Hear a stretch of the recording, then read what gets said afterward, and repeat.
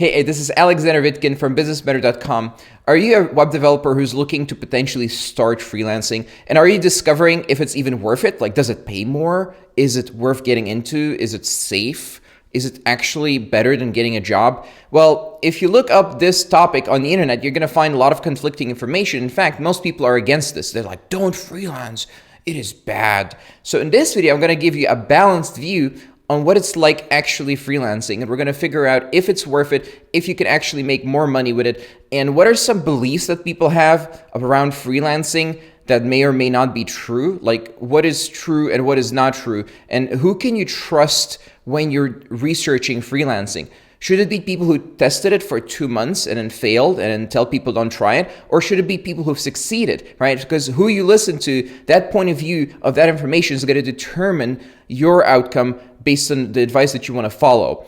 As such, you should be very careful who you listen to. And I'm going to do my best after 11 years of doing this and after coaching 700 plus people of how to start as a freelancer and web developer and agency owner, I'm going to help you determine what is the right path for you.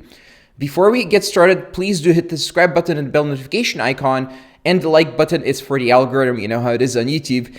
But let's dive right into it right now. So the first thing I want to tell you about freelancing as a web developer is there's a lot of skeptics out there. And when people want to start a business, even if it's as a freelancer early on, what you don't want to do is be skeptical. You want to be skeptical about weird promises and inflated numbers, but you don't want to be skeptical about everything. You want to be open-minded to the opportunities that present themselves out there. I've seen so many people, for example, go on platforms like Upwork and Fiverr, and they say, oh, well, everyone's so cheap here, it doesn't work. Well, I know people who make $50,000, $100,000 per month just from those platforms. So one person sees this terrible place with few leads and no one wants to pay you money. Another person has figured out how to use this as a funnel to generate leads, right? I have a lot of videos about this. We don't need to go into detail because there's a few videos in the description on how to do this, how to actually use platforms to get started as a freelancer. As for now, let's talk a little bit more about the different things that you need to do to get started as a freelancer and what are some things you need to avoid. So who should start anyway? Like, who is this for? Well, freelance web developers, they tend to be people who start for themselves. They tend to be people who want to build something for themselves. They tend to be people who can go out there, and even if they don't know the solution to something, they will still try to find a solution. They'll research it. They'll find a code base. They go on GitHub. They talk to other developers. They talk to business owners. It's the same thing for development as it is for business. You're not going to figure out every single thing by yourself, especially because a lot of information is already out there. There's already solutions to business problems. And when we talk about freelancing as a web developer, most of the problems you will face are communication and business and sales problems, and also marketing problems and hiring problems and other such problems, right? In short, they're business problems. They're not technical problems, but non-technical problems tend to have similar ways of solving them compared to technical problems. There's communities out there, there's solutions out there. Instead of a code base, there are existing business models out there. So yes, as a freelance web developer, you do not have to reinvent the wheel and figure out everything by yourself. And if you listen to too many haters, it really will affect the results that you get. If you listen to people who tried for 2 months and they failed and they tell you it doesn't work, that's gonna probably be your outcome if you believe them. So I highly encourage you to vet whoever you listen to very carefully and go for the outcome you actually want based on people who have achieved success with that outcome. So freelance developers are also people who want to control their own lives. They want to have their own unique way of living their life freely and their own independence and their own assets in something that they own themselves. They don't want to build just stuff for other people. They want to build something for themselves by helping other people. And this is the way that a business owner thinks, right? And a freelance web developer will adopt this way of thinking along with their technical expertise to become a business owner. And this gives so many opportunities because you'll be able to outsource, you'll be able to build something much bigger, you'll be able to make more money potentially. So everything is possible as long as you expand what you know and get into a new skill set like sales, marketing, and all the other stuff we discussed. Another thing that freelance web developers and agency owners do is they're not overly attached to doing every part of the technical work themselves. They understand that also in bigger companies and small companies, People work together. You don't have to sit there and do just technical work. In fact, if you want to really build a business and not just freelance or sell your time forever, what you'll end up doing is hire people to help you with the lowest level activities first, and then the more difficult level activities like the delivery work and project management and sales later on.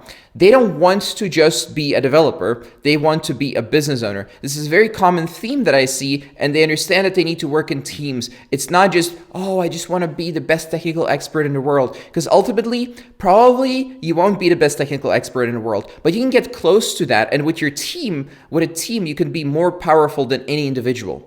So freelance web developers, they're also not afraid of putting in the work. They're not shying away from the actual work. They also have a drive to make their time spend their time as efficiently as possible, because they understand that that is the number one currency. Whatever a client may pay you as a developer on an hourly basis, on a project basis, it doesn't really matter if you sacrifice all your time.